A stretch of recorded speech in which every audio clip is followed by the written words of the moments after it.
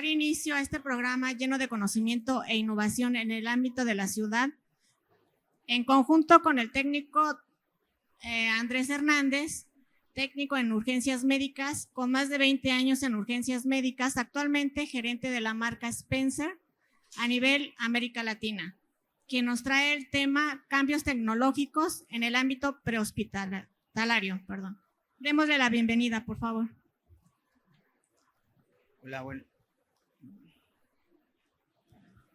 Hola, buenos días.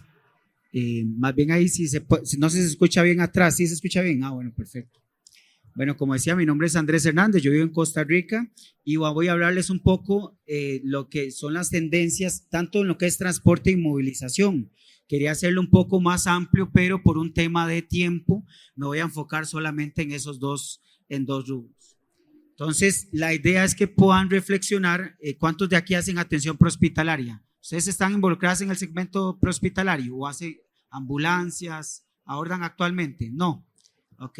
Bueno, ya el doctor sí hace prehospitalario. ¿Ustedes están en el ambiente prehospitalario? No. Ok.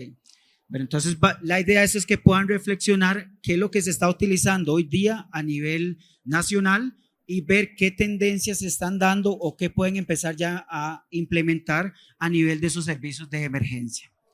Entonces nos vamos a enfocar en dos cosas, uno lo que es el transporte de pacientes y otro en lo que es la inmovilización de pacientes, que son cosas muy básicas, pero ha ido evolucionando, porque así como la medicina va evolucionando, el ambiente prehospitalario ha ido evolucionando año tras año.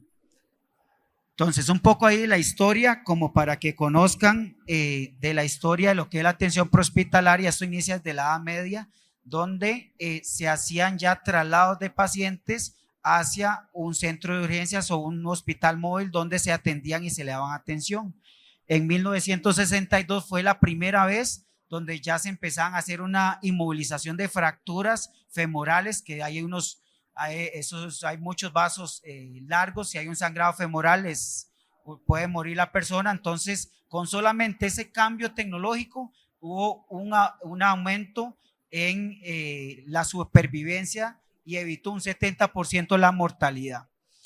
Ya los que están, si hay alguno de la Cruz Roja, desde 1967 fue que inició la Cruz Roja a nivel mundial, y el SAMU en lo que es Francia inició en 1969, y en los 60 fue cuando ya se empezó en los Estados Unidos a hacer unidades de paramédicos o servicios de emergencia más profesionales, donde ya se despachaba una ambulancia y se le brindaba una atención a ese paciente. No solamente se trasladaba, antes lo que se hacía era que se recogía al paciente y se trasladaba a un lugar resolutivo. A ella se le empezó a dar un tratamiento al paciente como tal. Entonces, este ha sido en el tema de lo que es carro camilla, esta ha sido la evolución en el tiempo. Antes se utilizaban carro camilla que no tenían ni niveles, después empezaron carro camillas que eran de solamente 2 niveles y autocargantes, después carros camillas que se utilizaban con 2 personas, otras que ya eran autocargantes pero con niveles, y hasta llegar a la tendencia actual que hay son soluciones eléctricas donde el usuario no tiene que hacer esfuerzo para el ingreso a la ambulancia, tanto en el proceso de descarga o en el proceso de carga. Entonces, algo que más que escoger qué carro camilla utilizar, es muy importante saber, hablamos de un concepto de transporte seguro, que desde hace mucho tiempo en Europa existe, y en Estados Unidos también se empezaron a dar cuenta que en el tema de las ambulancias se le da mucha seguridad al diseño, a la configuración de la estructura del vehículo y no tanto a los equipos que van dentro de la ambulancia. Pero hoy por hoy, a raíz de estadísticas de accidentes de vehículos de emergencia y las muertes que ha ocasionado esto, se está hablando de conceptos diferentes. ¿Por qué? Porque ahí hay un video, no sé si le pueden dar play a los videos. ¿Por qué? Porque cuando una ambulancia colisiona, hay un desplazamiento. Si el carro camilla no cumple con un estándar de seguridad, hay un desplazamiento tanto de los ocupantes como de la persona que va en el carro camilla. Entonces, eso puede ocasionar una muerte o puede ocasionar una lesión o agravar la lesión de la persona. Entonces, por eso es que es muy importante que los carros camilla cuenten con un estándar de seguridad a la hora de que se adquiere el producto. ¿Y por qué? Porque esto no está exento ningún servicio de emergencias, debido a que las ambulancias hay estrés asociado, hay ruidos, están las sirenas, aparte de eso también van a una alta velocidad y todavía hay mucho tráfico, entonces la probabilidad de un accidente en un servicio de emergencias es mucho más alto que en un vehículo de uso personal. Entonces, por eso es importante que se cuente con un estándar de seguridad durante el transporte. Hay dos normativas o existen dos normativas internacionales en relación a esto. Una es en Europa, que es la normativa EN 1789, y la SAE J3027, que es en Estados Unidos. Ambos estándares de seguridad son homólogos, uno con el otro. Y lo que garantiza es que un equipo que cuenta con este estándar tiene una seguridad. En caso de una colisión, va a soportar hasta 10 veces la fuerza de la gravedad de ese impacto. Por ejemplo, si van a 60 kilómetros por hora, la camilla no va a salir proyectada, el paciente se va a quedar en la camilla, ya sea si es un volcamiento, una colisión frontal o lateral. Esto es un laboratorio externo el que certifica el estándar de seguridad. No es el mismo fabricante que envía una carta o que avala este tipo de cumplimiento de normativas. Es un laboratorio externo el que hace esta prueba y garantiza que el producto y el sistema de fijación o anclaje cumple con este estándar de seguridad. Entonces, algunas recomendaciones que deben de considerar a la hora de comprar un carro camilla. Estas son recomendaciones que pueden ya incorporar a la hora de hacer una compra. La primera es que cumpla con un estándar de seguridad como estos en el tema del carro camilla, que el cinturón de 4 puntos. Es muy importante que a la hora que estén transportando, ya sea a alguien, si trabajas en un servicio de emergencia o si algún familiar tuyo lo están trasladando, es muy importante que vaya al cinturón de seguridad de 4 puntos en el tórax. ¿Por qué? Porque si la ambulancia colisiona, el paciente sale proyectado. Entonces, con solamente un frenado abrupto, puede ser que el paciente tenga un desplazamiento y causarle una lesión adicional o agravar la lesión que tiene. Entonces, eso es algo muy sencillo, pero es importante que se utilice. El mantenimiento preventivo. El carro camilla es un dispositivo médico igual que un monitor, que un desfibrilador, un ventilador, y se requiere una revisión mínima anual, que esto regularmente muchos servicios de emergencia no lo hacen y es muy importante que se esté haciendo. Y una parte fundamental es la instalación del anclaje, porque si no se instala correctamente el anclaje, no hacemos nada que el producto esté certificado si no se hace una correcta instalación. Entonces, todo este conjunto es lo que va a permitir un transporte seguro de un traslado terrestre. Algo que quería mencionarle, porque cuando yo llegué a México, una de las cosas que se da mucho es este tipo de carro camilla en el transporte o en el uso que se da. Hay mucha evidencia y esos son 2 estudios científicos que se han hecho de las lesiones que este tipo de carro camilla ocasionan en los paramédicos o personal de emergencias a largo plazo. ¿Por qué? Porque tienen que hacer mucho esfuerzo a la hora de cargar al paciente a la ambulancia. Ocupan 2 personas y el esfuerzo que hace el que tiene ahí la letra a nivel lumbar es muy grande, por lo cual a largo plazo, en 10 años de estar trabajando en un servicio de emergencia, es muy probable que esté padeciendo de lumbalgias, de nervio asiático, de este tipo de padecimientos, y es por estar utilizando este tipo de carro camilla. Y eso no lo digo yo, sino lo dicen ya estudios o artículos científicos que se han hecho a raíz de esto. Es por eso que hoy por hoy existen las camillas eléctricas, pero el costo a veces es muy elevado. Pero hay fabricantes europeos que dan otras soluciones, que tienen diferentes niveles, que permiten que haga todo lo mismo que hace una camilla en tipo tijera, que la podamos tener en una camilla de choque o de un solo operador, que tenga con niveles, que nos dé una estabilidad, que permita que la rueda gire en 360 grados, que se acorte largo para ingreso a espacios reducidos, todo eso ya hay camillas de un solo operador que lo cuentan, por lo cual no hay una razón para seguir utilizando eso si puede ocasionar un daño a futuro al personal de emergencias. Que sí es importante que cuando se compran este tipo de carro camillas se asegure que tenga una altura adecuada de acuerdo al chasis de la ambulancia, porque no toda camilla funciona para todo chasis. Hay diferentes chasis, la Ford, la Ram ProMaster, que hay muchas ambulancias, tienen diferentes alturas. Entonces, si yo no tengo la altura adecuada, como se ve en la imagen, puede ser que se me caiga, pero eso no es porque el carro camilla sea malo o no funcione, sino porque no se configuró adecuadamente para el chasis que está.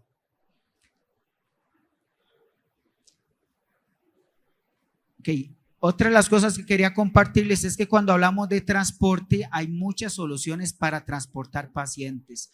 Regularmente o la normativa mexicana solamente solicita 2 equipamientos, el carro camilla y una camilla marina, pero hay diferentes soluciones que le pueden ayudar a evacuar un paciente o movilizarlo más fácilmente desde donde está hacia la ambulancia. Existen sillas de evacuación que me permiten reducir el esfuerzo a la hora de bajarlo por las escaleras. Hay ya sillas eléctricas que si tengo que sacar a una persona de un sótano, me permite también sacarlo sin hacer yo tanto esfuerzo. Hay camillas marinas tipo sillas, hay lonas de transferencia que me permiten movilizar, ya no utilizar una sábana, sino movilizarlo con un dispositivo que está certificado, camillas eléctricas, camillas para incubadora y las carrocamillas normales. Entonces, hay muchos dispositivos para poder brindar una seguridad y un transporte mejor a los pacientes y sobre todo protegerme yo como profesional de la salud. No sé si alguna pregunta hasta acá. No, ninguna. Okay. Y lo otro que quería mencionarles era sobre los cambios tecnológicos que ha habido en el tema de lo que es la inmovilización. Antes, la inmovilización espinal se empezó en 1960. Se utilizaban y se hacía una movilización para prevenir una lesión a nivel de columna, porque puede quedar paralítico o problemas neuronales si la médula espinal se veía comprometida. Pero desde el 2018 ya no se habla de una inmovilización espinal, sino una restricción del movimiento. Es un concepto diferente donde ya se incorpora otros dispositivos en base a la medicina basada en evidencia que hay a nivel prehospitalario. Hoy por hoy, la medicina prehospitalaria no es similar a la medicina hospitalaria, donde hay más evidencia clínica, donde hay medicina basada en evidencia y hay protocolos que van cambiando en base a esto. Por ende es que ya esto desde el 2018 cambió, pero a nivel casi que mundial todavía no han cambiado mucho de estos protocolos. Se sigue haciendo lo mismo que se hacía desde hace muchos años atrás. Entonces, ¿qué es lo que se hace? Entonces, en el 2018 el Colegio de Trauma de los Estados Unidos y el Colegio de lo que es el Sistema de Emergencias Prehospitalarias hicieron estudios y evaluaron múltiples pacientes para ver qué estaba pasando, si era funcional la movilización espinal o verdaderamente si tenía un beneficio o si era necesario utilizarlo. Y de ahí publicaron un nuevo protocolo que en relación a esto, que es el que les voy a mostrar. Esto es lo que hoy por hoy todo profesional de la salud debería aplicar cuando se atiende a una emergencia. Se hace una evaluación y se hace una restricción de movimiento espinal de acuerdo al criterio clínico o técnico que tenga esa persona. Para esto es muy importante que el personal esté capacitado, tenga el conocimiento adecuado para hacerlo. Entonces, eso que va a una emergencia, recojan al paciente, le ponen collarín, una tabla rígida, y eso quedó en el pasado. Hoy se tiene que hacer una evaluación y en base a ese criterio yo decido qué dispositivo utilizar, ¿para qué? Porque puede ser que ese paciente no lo requiera y más bien llevarlo en una tabla espinal está ocasionando puntos de presión, dolor al paciente y en realidad no le está ayudando en nada. Entonces hay 5 criterios que para poder yo determinar si ese paciente tengo que hacerle una restricción del movimiento o no tengo que hacerle una restricción del movimiento. La primera es el trauma penetrante.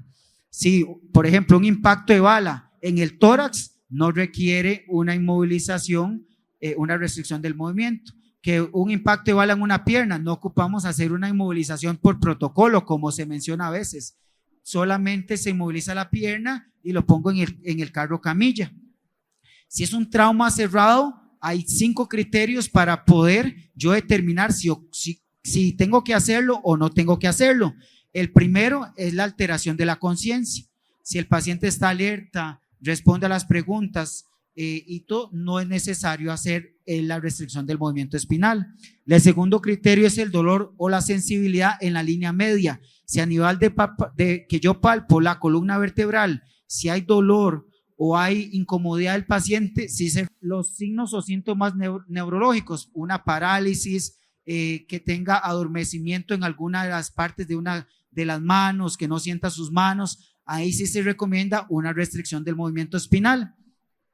Deformidades anatómicas, puede ser a veces mucho que el paciente esté con una pierna, a la hora que esté supino, con una pierna más larga que la otra, eso puede ser una deformidad o una lesión que tenga el paciente. Entonces ahí sí yo hago una restricción del movimiento, o lesiones o circunstancias distractoras como alcohol, drogas, niños, fracturas muy grandes, quemaduras muy grandes, donde tal vez no se conoce mucho el escenario, qué fue lo que sucedió, pero por cinemática de trauma se recomienda una restricción del movimiento.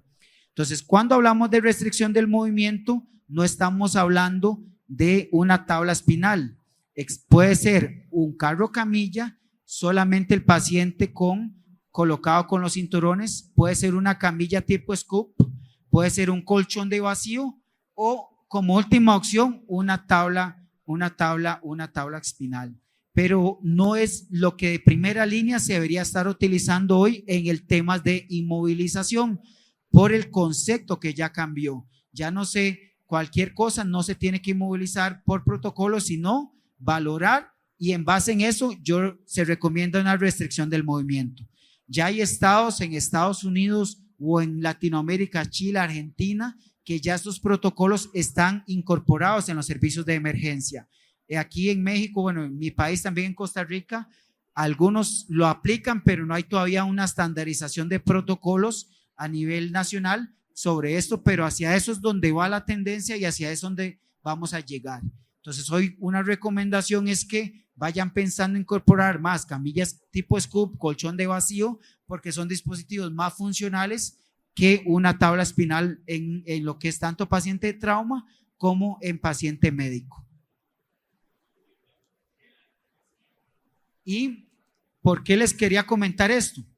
Porque el escenario en el campo de emergencias varía mucho, y eso es lo bonito de la atención prehospitalaria, que la atención prehospitalaria, el escenario puede cambiar porque hay muchos factores asociados, y por eso es muy importante contar con una gama de dispositivos para poder brindar una atención oportuna, una apertura a la parte prehospitalaria.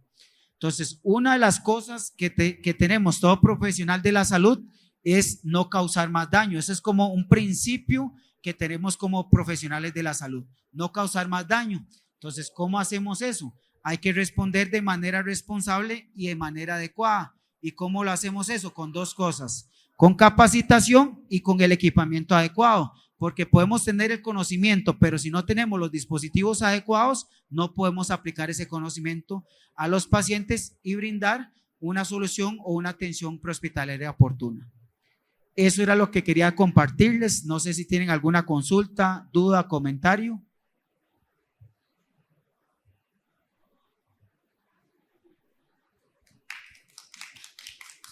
Muchas gracias. ¿Ninguna pregunta o dudas que tengan? ¿Ninguna? Bueno.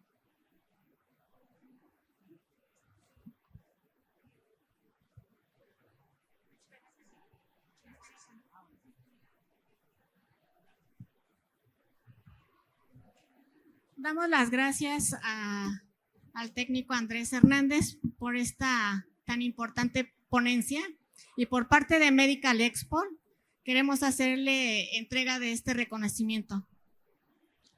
Démosle un gran aplauso, por favor. Muchas gracias.